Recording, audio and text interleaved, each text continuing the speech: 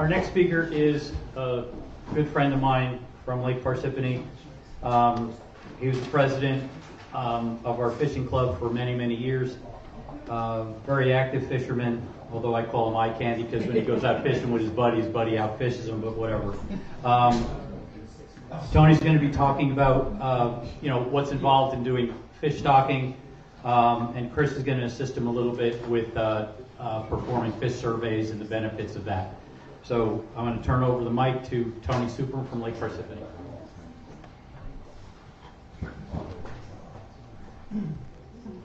Morning, everybody. Tony Suprum from Lake Parsippany. I've been involved with the fishing club in Lake Parsippany for like 40 years. 30 of those years I've been wanting to make point people for angling. And I love to see multiple people, kids, young at heart people, little kids come out, enjoy fishing. But talking about fish stocking, what does that say to anybody? You go out and buy some fish, somebody comes in, throws them in the lake, great, we're good. Well, I want it to be more than that. And at Lake Parsippany, we've done that, and we've made an event out of it. But what do you have to do to get to that point? You got to find a reputable hatchery. In New Jersey, we don't have many choices. And we got maybe one main one in Asbury, New Jersey, and that's about it. Also, so what do you want to see in the hatchery? You want them to be certified disease-free, how long they've been in business, who is the owner, will they deliver the trout to you, or you have to go get them, or not just try the other fish, or either or. And the thing I like, will they offer to give you a tour of their hatchery? If you've never been on one, it's pretty interesting. I've been to the musky trout hatchery several times. Vern is a good man. He would show you around. You walk underneath and see his where he grows, where they breed the fish. When they're 1 inch, 2 inches. Then he's got several troughs outside. We can go see a bunch of big trout, golden trout, all kind of different species of trout. Then on the outside also, he's got channel catfish, so you can just see everything how it works. So what a hatchery is this hatchery just going to be a company you pay money to, they bring your fish, throw them in, you're done? I want somebody who's going to be more of a strategic partner and a friend to the lake. So your lake, my lake, right? So they'll care a little bit more.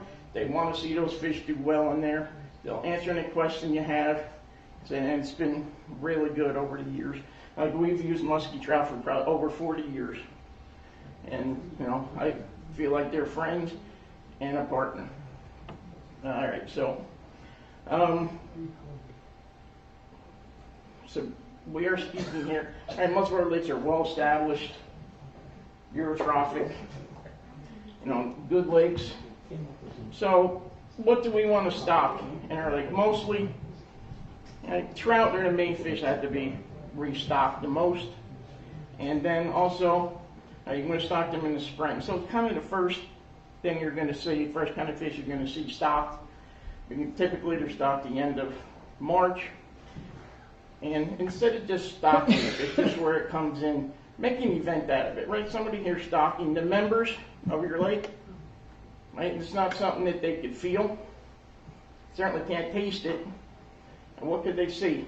Maybe they see the trout coming in and the fish are going down the chute. Maybe they put some in the net, throw it in, but that's it. It's not very exciting. So how do we make the members feel more part of this? Okay. Have an event, have donuts, coffee, hot chocolate. Most importantly, get the kids involved, right? Get the kids involved, parents will bring them there. Let those kids stock some of the trout. So we're just talking to trout here. For many years, we just had adults coming to our event, But still, you stood there and you watched the hatchery workers take out a scoop of fish, maybe put it in the bucket. A couple guys standing in the water, take the bucket, dump it in, or take the net. The kids, they're sitting there, oh, that's a big fish, but they're done. They didn't get to touch it, didn't get involved. So about 12 years ago, I said, we got to get these kids involved, right? Because also, who's going to do this 15, 20 years from now? Like, kids are inside. Outside is a scary place to them. So about 12 years ago, so we're going to get these kids involved to come down. So I got a 100-quart cooler, brought it down to where we stock it, where we stock the fish. Little trout nets that are about this big. So we're going to have these kids come down, scoop a trout out, put them in. Well, we started that 12 years ago. It's been one of the biggest events now down at Lake Parsippany. This time of year to lend yourself to maybe get a little more people to come out, and the kids, right? We've been cooped up in the house all winter. Man, it's March. Get that feeling in nice spring days. We got something to do. Come on down to the lake. But the kids make the whole thing. You watch these kids that come over to the cooler like this, pushing each other out of the way so they can see. Grabbing the nets, fighting for the nets. So this is what we need to do, right? Stocking is boring, right?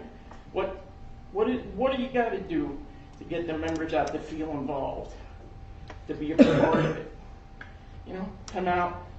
Come out, and once they start coming and see it, they will return. Even though we couldn't do it for 2 years with COVID, and 1 year we couldn't do it at all. The second year, I didn't want to have the kids come down and get sick, take that chance, because that would kill me if I found that kids got sick from doing this.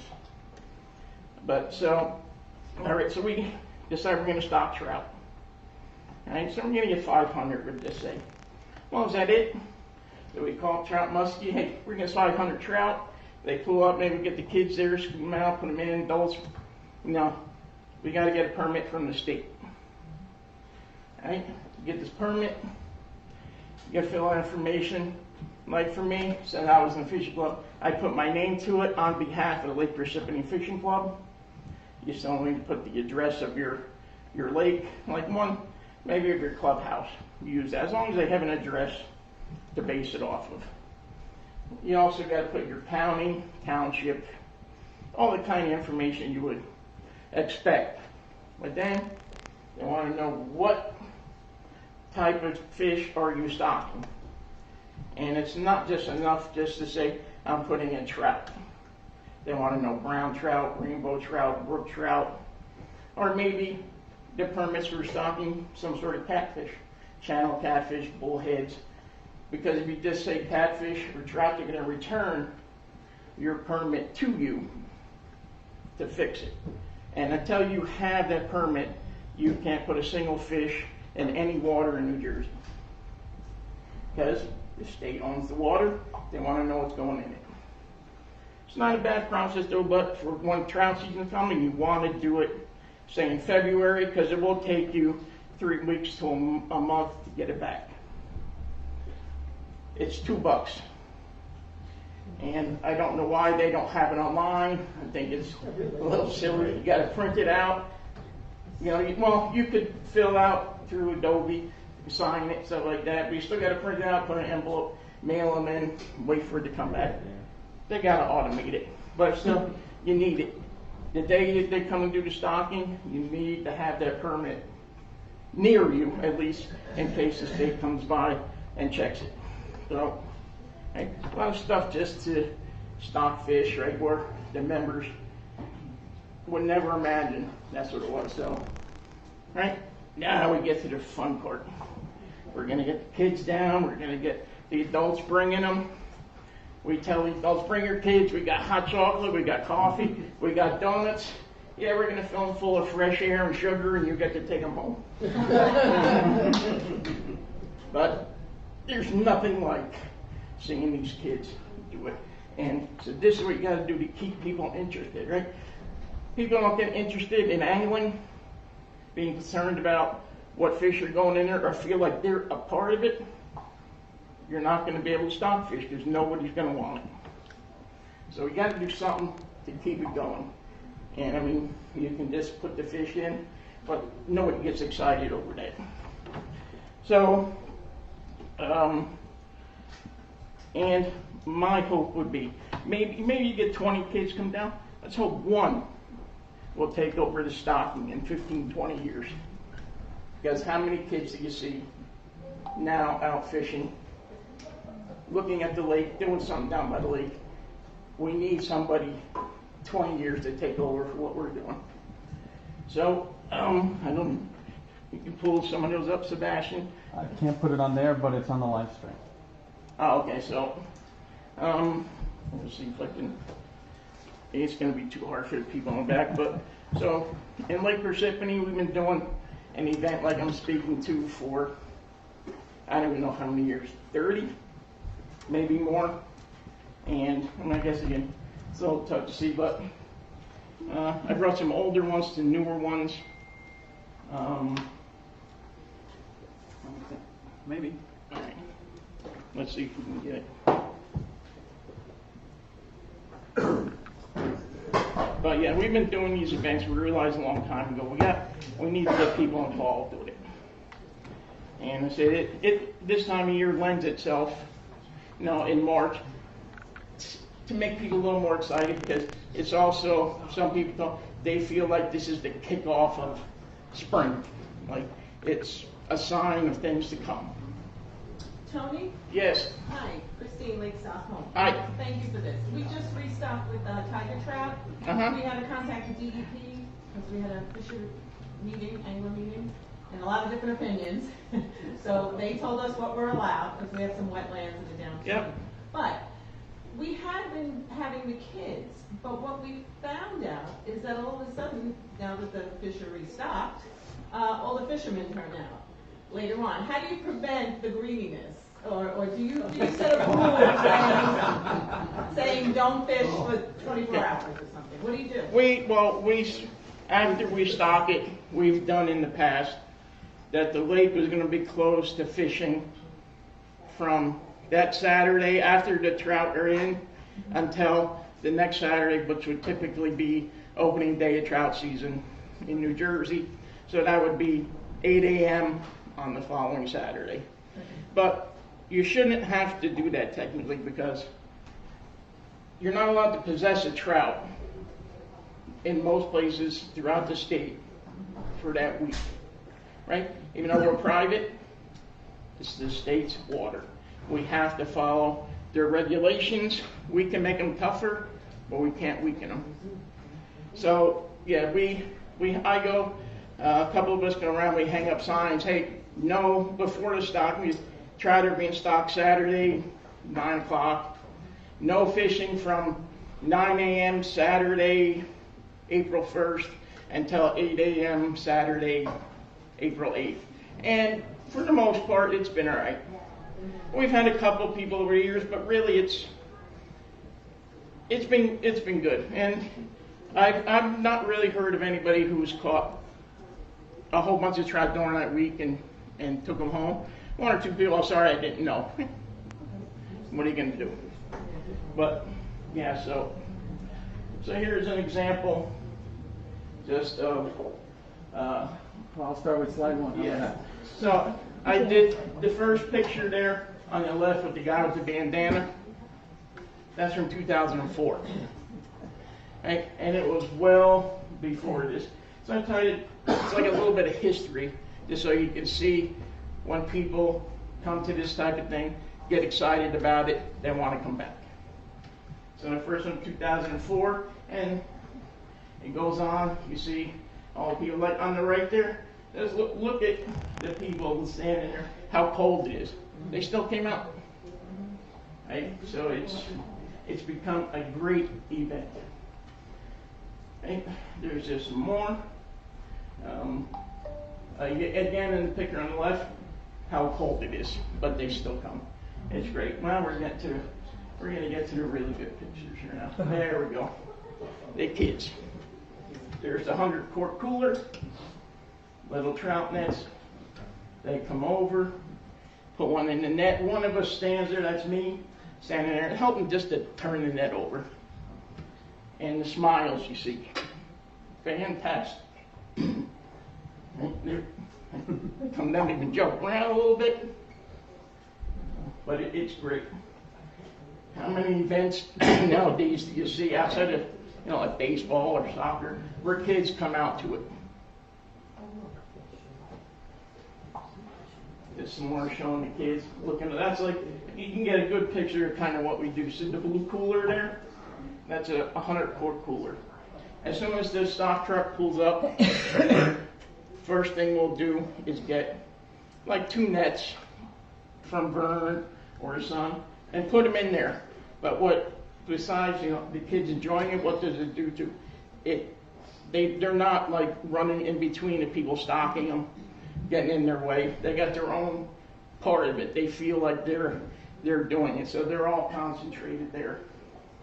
We typically will do maybe 3 or 4 netfuls for the kids. It's about, maybe 15, 20 minutes they get to do it, but it's like perfect. They're done because, that's about all they can get from their interest. And so you get the kids involved. They look forward to come to the stocking. When they like it, when they say, hey, we're going to do this again next year? And I said, as long as you come back.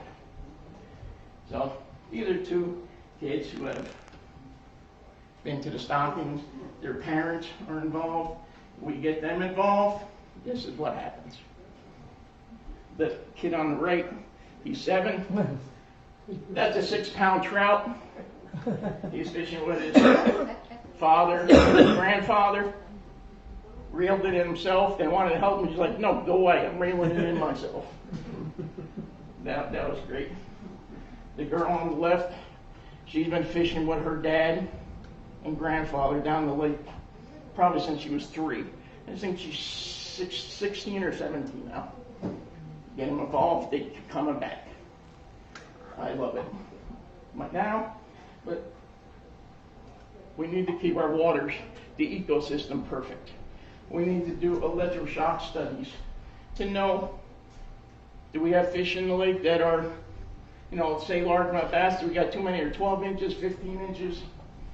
Now, we need to study, and I think that's a very overlooked part of the ecosystem. It's an electroshock fish study.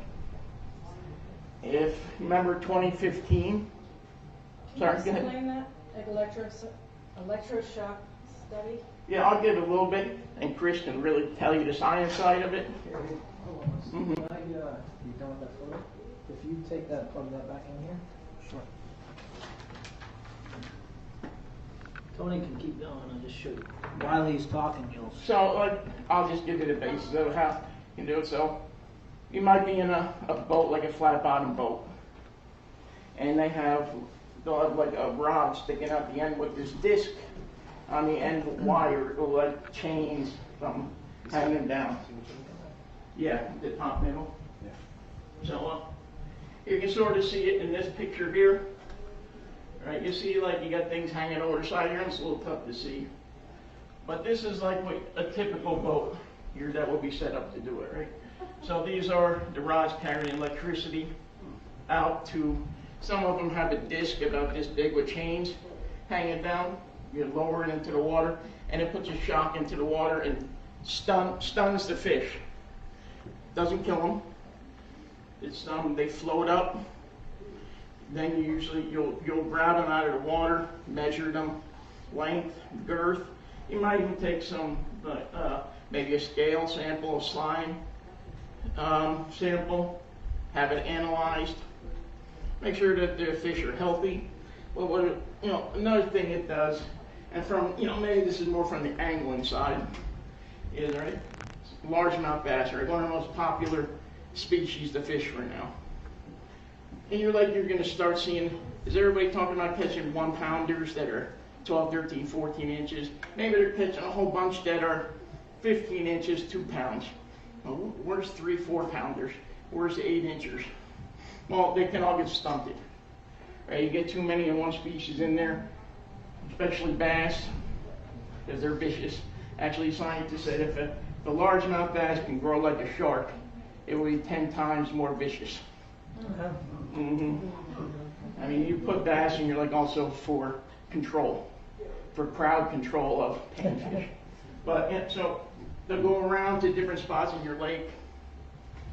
You know, sometimes it could be a joint effort between the anglers who know the lake well to, say the sign say with Chris, you say, okay, here the angler say, here's some good spots, this is where we catch a lot of fish. And you know, Chris knowing our lakes too, he knows in Lake Brazil we got a stump field, we got riprap. Hey, that's the typical place you're gonna see most fish hang out. You go over there, shock it, take some data, have it analyzed.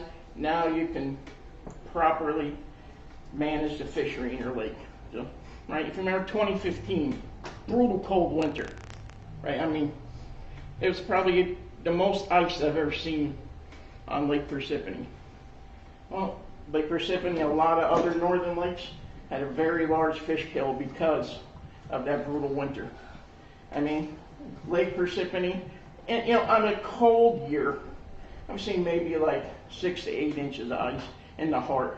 I mean, we're talking about in March, by our boat ramp where we stocked the trout. I went down there trying to chop the ice. It was 12 inches right there. Like we couldn't keep up with it. We had 3 people a day going down there to try to chop it. Right, so, but when it defrosted, what did we see? Dead fish all over. Carp and white perch. And why? The oxygen wasn't enough to support the fish in an area. If we get a litter shock study, we have a better chance for that not to happen. Like my opinion is, if we were doing one of these studies even once every 5 years, it would have been half the amount of fish we lost. We had 4,400 pounds of fish that died. And we weren't the only ones to have that many. So like Parsippany is very shallow, we have to be a little more careful, but it can happen to anybody. So I think it's a very important part. And a lot of us know Chris. I would not trust anybody more than Chris and his company to do such a thing, to care for our lakes. To come in, because we have talked about this study. And he was the only person I would trust to come in and do this. He'll tell you how it is, whether you like it or not, you're going to know it. But this is a very important part of any fishery management. So we need to push to get more of these surveys. I've been pushing it for, 30 years to get one. So now Chris, he'll talk more to the science side of it. When it comes to the science side, I wouldn't know what to tell you. Outside of Giardia, that's the only science side thing I know. All right, thank you, everybody. Here's Chris. Tony, I have a question. Got a question. The fellows at our lake, Lake Lenape, they put, I just have to ask this, they put Christmas trees in the lake. Sure. Oh, okay. So that's not weird? Okay. No, it's very good. So it is okay. Christmas trees create structure. Okay. Especially if you have a lake that's, kind of like a bowl shape. A lot of lakes are bowl shaped, right? Maybe you got a boulder here, a stump there. But that's it. There's no place for the young of the year to hide. Okay. Or even the big fish to get something to eat. So they come over there because they know little fish are there. And Christmas trees last a little longer because they're pine. Oh, okay, thanks. Yeah. Oh, Is there- We tried to do the event like the talking about. Mhm. And I don't know what hatchery it is or how it is, but they would only come during the week, like 10 or 11 o'clock. Yeah, that would be hard to do. Like, I think because we've been using the trout muskie hatchery or muskie trout for so long that we've been having pretty much the same, like 1 week before New Jersey's opening day, and we are between 9 and 10 o'clock. And the way it's been this, and maybe because we've been, working with them so long that they come at that time. But when you do also decide, if you decide to go to an event like this and bring the kids in, expect some flack for doing it. There's flag for everything. Yeah, I went there you go. I went through it, and even the hatchery questioned me on doing what I did with the kids. And so I told everybody, if anytime one of these, a trout dies because the kid's stocking it, I will personally go and buy them, go down to Asbury, pick them up, bring them back to the lake. Well, 12 years I've never had to buy one. So, but you can work with them. Even work, if you buy them from them, tell them you want to do something similar to Lake Parsippany. He'll know. I have a question. Sure. So we stock fathead minnows twice a year. Right. Do you need permits to do that as well? Yes. I don't know the word catching. There's any fish that's going into New Jersey water, you're supposed to get a permit for. But again, are they going to be there when you do it? This.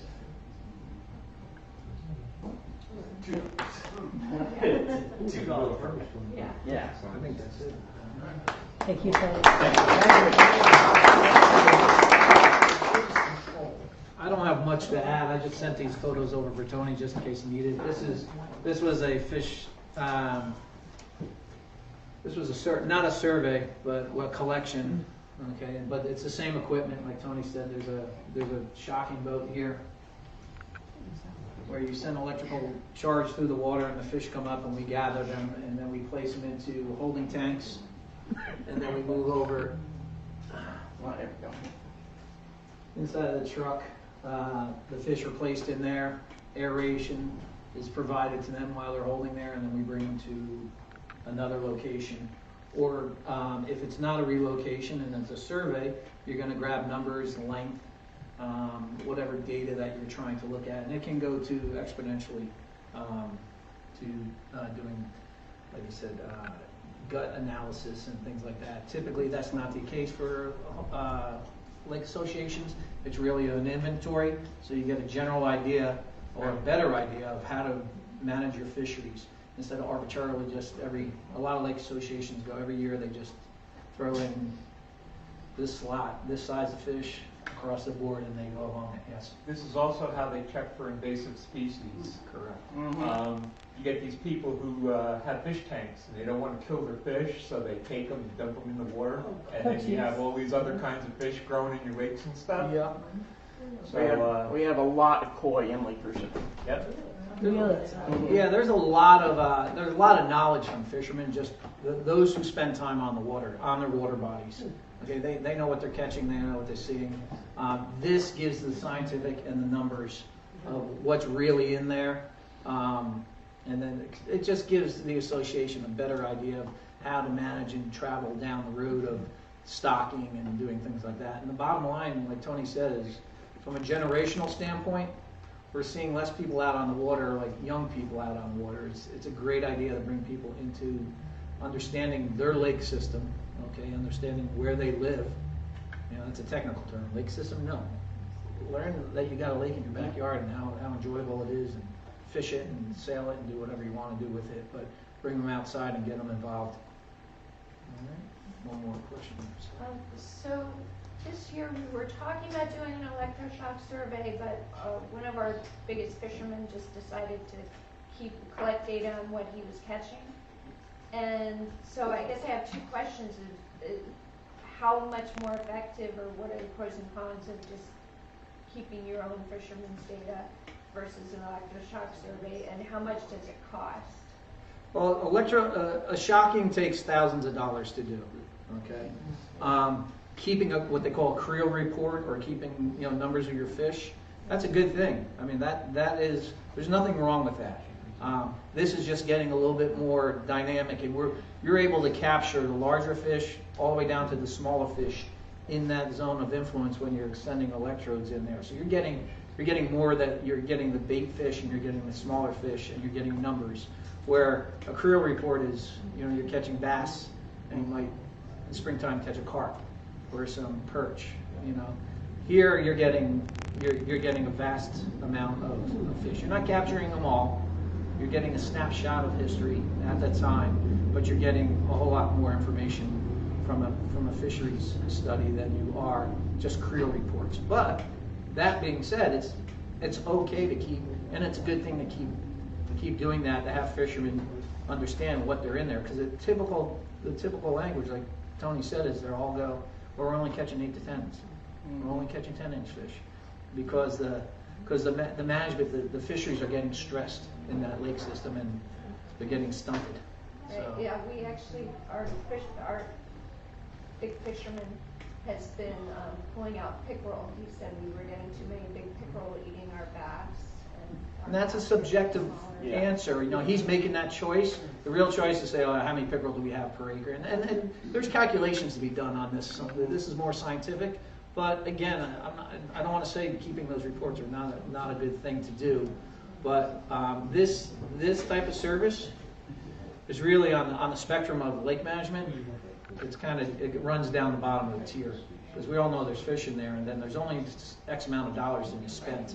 So, you know, from a budgetary standpoint on the lake associations, where does that fish study fall in terms of insurance, beach repair, all that kind of stuff? Unfortunately,